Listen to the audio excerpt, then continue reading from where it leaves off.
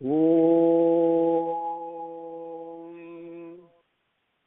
Shri Gurubhyo Namaha Harihi Om Sumukascha Yekadantascha Kapilo Kadakarnakaha Lambodharascha Vikato Vignarajo Vinayakaha Dhumaketurganadhyakshaha Palachandro Gajananaha Vakratundaha Surpakarno Herambah Skandapurvajaha Suklam Bharadharam Vishnum Sasivarnam Chaturbhujam Prasannabadanam Dhyayet Sarva Vignopasantaye Yasyadviradavattradhya Parishadhya Parastatam Vignam Nigdhanti Satatam Vishwaksenam Tamatraye Gurur Brahma Gurur Vishnu Gurur Devo Maheswaraha Gurur Sakshat Parabrahma Tasmai Sri Gurave Namaha Satchidananda Rupaya Krishnaya Aklishtakarine Namo Vedanta Vedhyaya Gurave Buddhisakshine Krishna Dvaipaya Namvyasam Sarvabhuta Hiteratam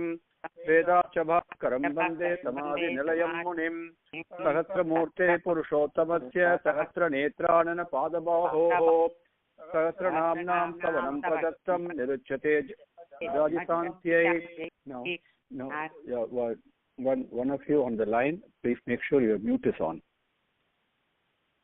It is star 6, I think, isn't it? Star 6. Okay, please. Thank you.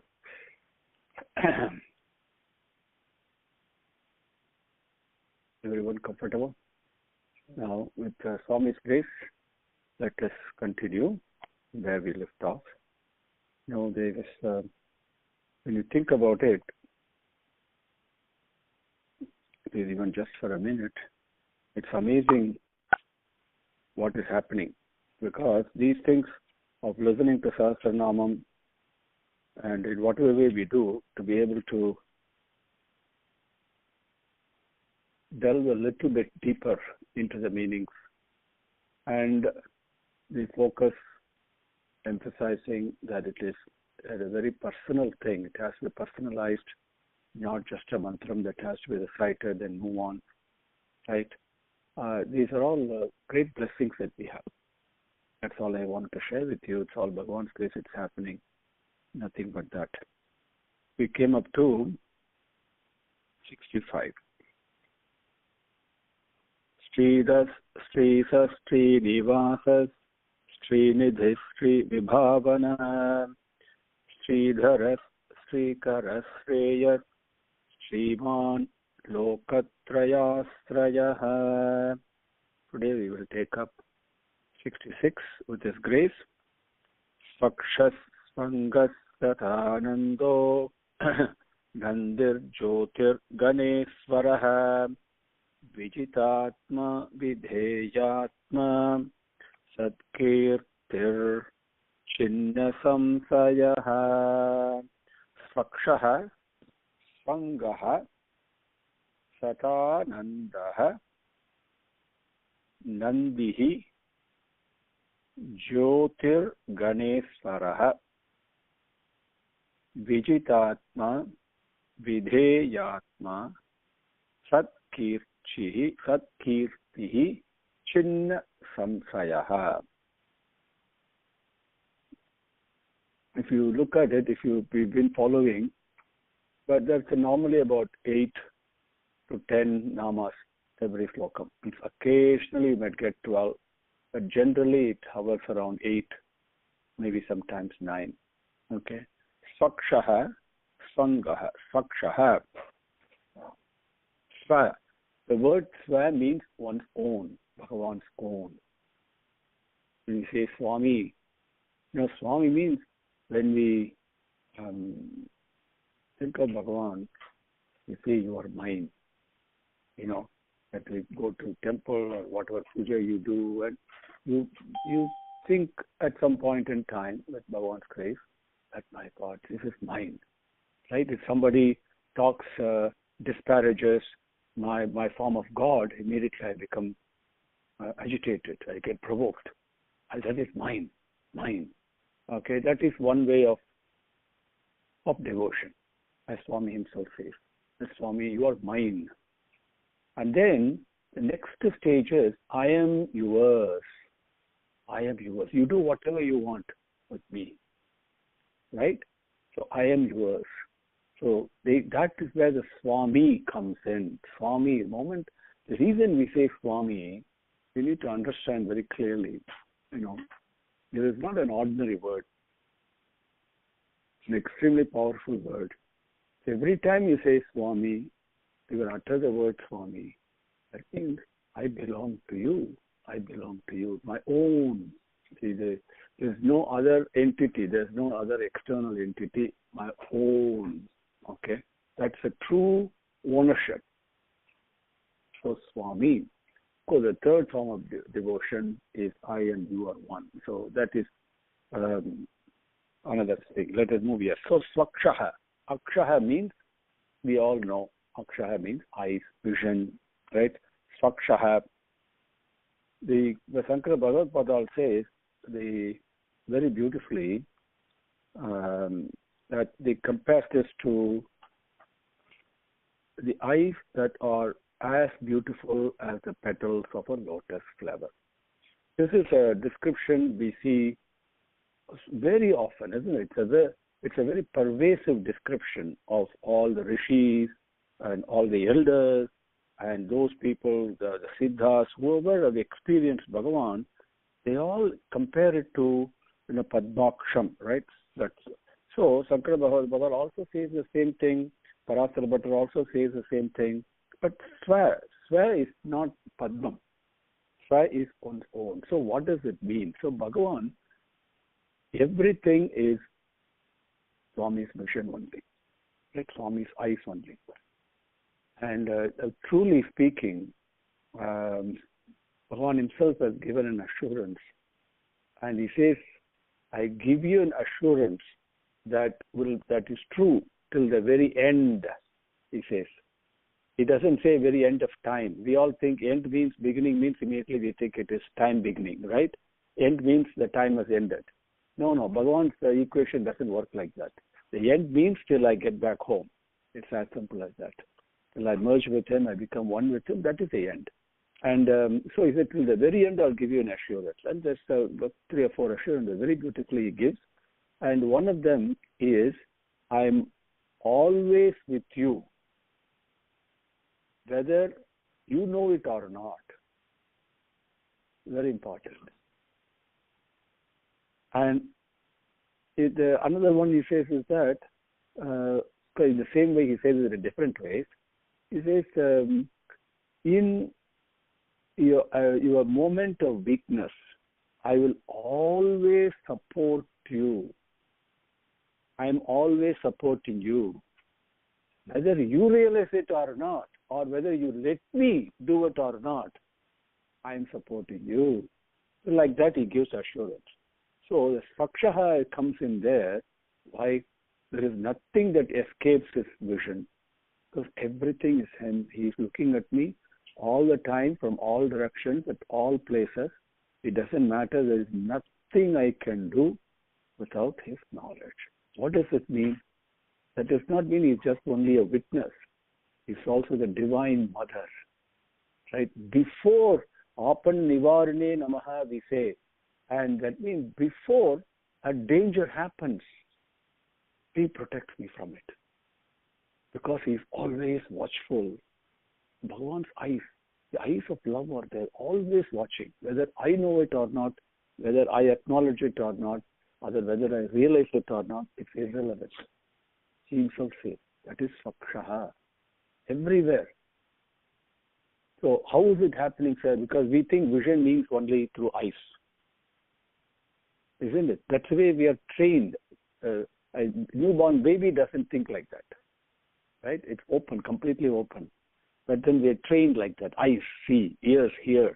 No, everything is seeing actually. When we say see, ears are also seeing in its own way. Right? It's also perceiving, perceptions, whatever you want. So Swakshaha, now why is it compared to Padmam? Why is it compared to Tamarai, Malarkanna and all that, right? Because this is the beauty. this is the way when Avatar Purusan comes and goes and shows the way. When you read Ramayanam and Bhagavatam and all that, you must always look for the essence of it. Okay, and move away from interpretation, because the more interpretation you do, the more confused you become. What is the essence there? How do they actually live as human beings? Why do we relate to Krishna Avataram and Rama Avataram very much? Why don't we relate to Narasimha Avataram that much? Why don't we relate to Parasara, for example? We always, Rama and Krishna are very important. Matsya Avataram, can I relate to it? Right? Why? Because Swami himself says, I cannot relate to a monkey, okay, I cannot relate to a snake, but I can relate to another human being. So he comes as a human being and shows, manifests, demonstrates by his code of conduct how I should behave in order for my own happiness. That's all he's after. So come, is what. So he shows. So how does he live? He lives completely involved in everything. He absolutely, there is not a single breath I can take without his will. Right? If the body gets hurt, automatically it gets cured, because he's always watching, watchful, doesn't let go. And before, when I'm walking and all of a sudden I'm about to step on a stone, my eyes look at it and then I move differently, right? I don't step on it. Why? There is Apanivarane Namaha. Before the danger comes, he protects. Once I get hurt also, he protects. The cure is always there. Why? He's always involved. There's not even a mother cannot be like this. Mother needs rest, body rest she needs. She has to sleep at night. She has to take care of her needs. And the time comes when she is her own needs take priority over the needs of her children, in spite of the way she wants to take care of the children, right? But Bhagavan is not like that. His priorities are always his children first. So he's 100% totally, exclusively involved with everybody at all times. But he's not attached. This is why the Padmaksham becomes important. Okay? While he cares for me and he takes care of me and cares for you, takes care of you all the time, whether I know it or not. But he's not attached. That is the reason our rishis, they all experience this. This is what love really is. This is what Arjuna asks. The Karpanya dosham is something we have to get out of. We think we are all pulled by Karpanya dosham, bodily attachments, and think this is what the right thing is. We can sympathetic. Oh my God, somebody else is suffering. So many things we go through, but Bhagavan knows a larger picture. Okay? So Padmaksham means, that is, you all have heard this explanation many times, I'm sure, in several places before, but let me just repeat it because it occurs to me. Why Padmam? Because it comes from mud, right? It arises out of mud and it lives in water, because without water it cannot. But it lets neither the mud nor the water touch it. You put a drop of water, put a bucket of water on a lotus flower, what happens? It doesn't touch it at all. There's no mud in it, even though it comes from mud. So we have to, while we are born in this world, we must come out of it and bloom like a lotus flower, beautiful, spreading the fragrance. How beautiful lotus flower is. First time, you don't get to see lotus flower very often, at least I don't. So when I went to south of Tamil Nadu and all that, Kerala, I see a pond, a lotus flower, I'm amazed. What a beauty it is, right? And so you've got to see how every flower is beautiful in its own way, but lotus is something special. And the shades of red and the pink and the way the leaves are shaped, the petals are shaped, amazing. And that reminds immediately of Bhagavan's eyes only. That is what Bhagavan's eyes are. Always looking, everywhere. But caring and protecting me from danger. Everything is there. But not in a selfish manner. Absolute karma yogam, because you do the work for work's sake. You understand? So Padmaksha, Swakshaha. Swangaha, same thing. Now Swa-angaha. Now, which part of the Prakriti is not attractive? You tell me. Can you name one part in your own life? We all live in this world, right? We think of universe, whatever way you think, subject, so many subjects we study, so many arts and music we sing, cooking we do, gardening we do, so many varieties of things we do, morning to night, night to morning. Name one thing that is not attracting you. Repulsion is also a form of attraction. Remember that. Okay? So, that everything is Bhagavan's body, part of Angam. Okay? Angam. Anga means sun, part of the body. Okay, Anga also means an exalted purity. So many things are there. So, here, same way I have my body has got lots of Angams, lots of parts to it, physically. Right? Bhagavan's, the whole cosmos, the Prapancham is Bhagavan's body. The universe, as we conceive of it, as we imagine it to be, I don't know what the universe looks like. I only read about it, see pictures. Immediately this is what I think it is. Same way everybody here, nobody has seen it. Isn't it? So we believe, mind imagines.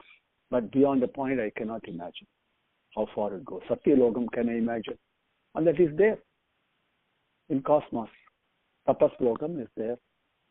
The rishis have gone there, different levels of awareness. That is what we mean the 7 worlds, right? Right? But I can't even know what it is, but I can imagine. Physical form of his body, Anga.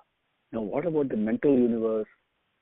Things I see, I can see gross form. But there are things that are non-gross, very subtle. They're also there, I know. Thoughts, words, feelings, imaginations, right?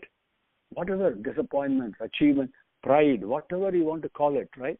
Everything is subtle. That is also Bhagavan's body. Everything is, why is it Swangaha? Swa again, its own. What attracts you is your own self. That is why we have selfishness. Selfishness also is a form of manifestation of Bhagavan. Okay, but extremely limited form. That way it doesn't shine. Right? It is like a 5-watt bulb, if you want to call it like that. It burns, but still it doesn't shine. Why? Because I am attracted. There is something there in that eye that is attracted. I do it with my body, then it becomes selfish. When I expand my heart, it becomes different. So Swangaha is the Bhagavan's own part. So Swami says Amsam. That is the essence. The essence gets manifested as different parts. Okay? Both physical, gross as well as subtle. Okay? That is Swangaha all over Prapancham. Everywhere. In the dreams I have, the imaginations I have, whatever, the words I speak, everything is his part only. Swangaha. Okay? So Swakshaha, Swangaha. Now, when we say Swakshaha, one more point, it does not mean Bhagavan is everywhere, his eyes are there and he is looking at me. Immediately, my mind plays a game. Oh, he is external, looking at me. No, like you are looking at me, Bhagavan is looking at me. Simple. But the same Akshaha is also looking outwards also. Same Akshaha that is within me is also looking inwards also. Please remember that. It is Bhagavan is a witness and watching everything means immediately we put Bhagavan away from us, outside of us. No, don't do that. Okay? It is both outside and inside and everywhere. You see, I was reminded of a beautiful thing I heard. One person asked Swami Vivekananda, it seems, can you describe God in mathematical terms? And without even batting an eyelid, Swami Vivekananda replied, God is a circle with circumference nowhere and with center everywhere. only he can answer like that. So now you get an idea of Svakshaha and Svagaha, right?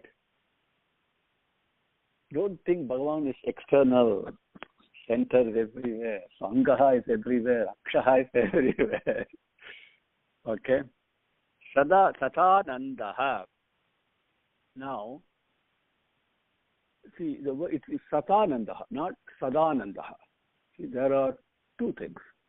If you Sanskrit, if you read this particular nama is Satanandaha. Okay, the first ta. Sada is different. Sada means always, right? And whereas Sata Anandaha, Sata means in varieties of ways. Okay, so and you can personalize it. Everything I do and I want to do is for what? Because I'm speaking only Anandam, seeking only happiness, and I do get it. Don't everything. This is the beauty. This is where Satanandaha is present. Everything I seek in life is only for happiness, only for peace. But I seek the wrong way, so I get temporary happiness. We all know that. But I do get happiness. Follow the misery. That is different. But the Anandam is present in everything. Is it present in everything? Of course it is. Why? How? Because it is present within me. And everything else is my own reflection. Simple. How I think is how it happens. How I experience is what my world is. Since this is what Swami says, why do you Sat Chit Anandam is Bhagavan Swarupam as Swami also says Chit Anandam. Okay.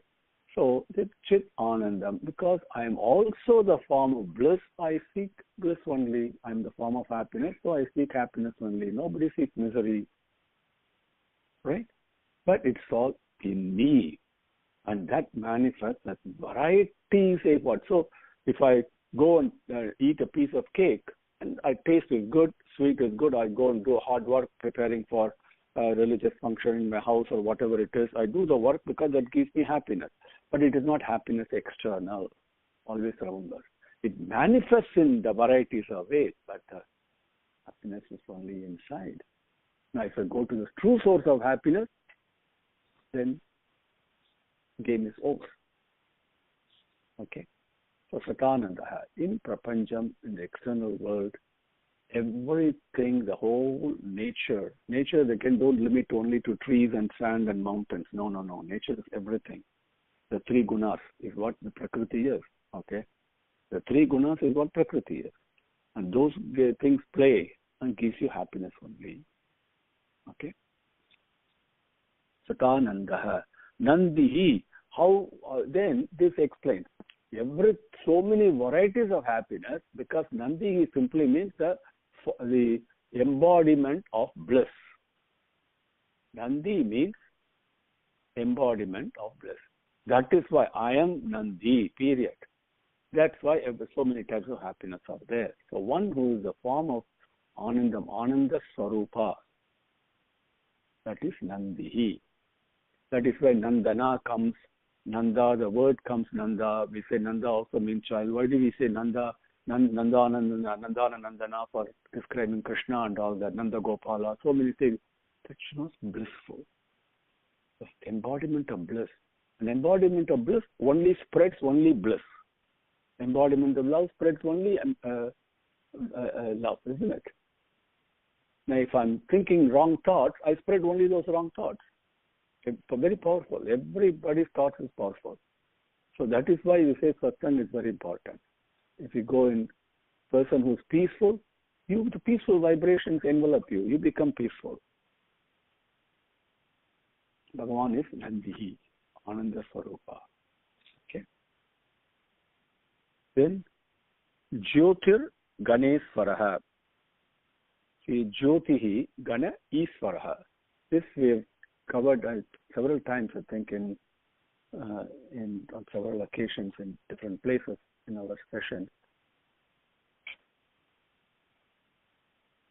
How do you think a blind person perceives the world? First, think about it. How do you think a deaf person perceives the world? How do you think a person in coma perceives the world? Think. I was surprised to hear that a person in coma can actually hear. You have to be very careful what you speak. When a person is in coma, go to a hospital room, person in coma, you have to speak only positive things, encouraging things. Very important because they hear. Because I know, because the person was in coma, came out of coma, and I was saying, what we're speaking. So don't assume things. The reason I'm asking the question is, the five senses of perception and the five tanmatras, they interact and we perceive. That thing is shining there, right? Each one of us, whether I hear, whether I see, whether I taste, or whatever it is, it's all shining only, effulgence only, right? First understand that. That is effulgence, period. Okay? Then I may imagine, that's also an effulgence. My mind imagines only. Mind does imagination only. Because of imagination, all create. We're all fantastic artists. We're phenomenal artists, each one of us. Okay? I'm born with it. That is what each one creates our own world. And what a variety of world we create. And that's also not static. Constantly changing. Amazing. This creative power each one of us have. But it's all imagination. It is not real. Right? We all know it's not real, but it's imagination. That is, effulgence is there. Then externally, effulgence means we need to think of light bulb and sun and all that. Yes, everything is shining, effulgence. Where does the effulgence of all this come from? Right? When the breath I take, breath I let out, whatever, it is all effulgence only, right? Where does it come from? There is a constant, unchanging prakasam that is there. Beyond our darkness. This amazing light it is. That is Jyotihi. That is the effulgence of prema. It is shining. That is, its nature is shining. Now, from that is derived the effulgence that you and I are. You shine, I shine, everything shines in this world, right? And when I speak, the sound shines, isn't it? Not through the eyes, but through the ears, isn't it? So everything that shines, whether it is a vision through the eyes, or through the ears, or through the nose, or through the tongue, or through the touching the skin or whatever, right? Everything that shines is derived from that effulgence, that jyoti that is constantly present everywhere. That is the darshanam that Arjuna had. Imagine the whole prapancham is filled only with light. Such a beautiful light it is that your eyes will not blink. It is very bright but very cool. It's an amazing thing. We all think where lots of brightness means immediately my eyes cannot see, right? That's how we are taught. But this light is different. So that is Jyotihi, Gana Iswaraha. So from that derived all the ganas. So ganas does not mean immediately Rakshasas and people with big belly and we say Ganapati, oh my God. No, ganas are all the impulses and the tendencies and all the forms. The forms take shape.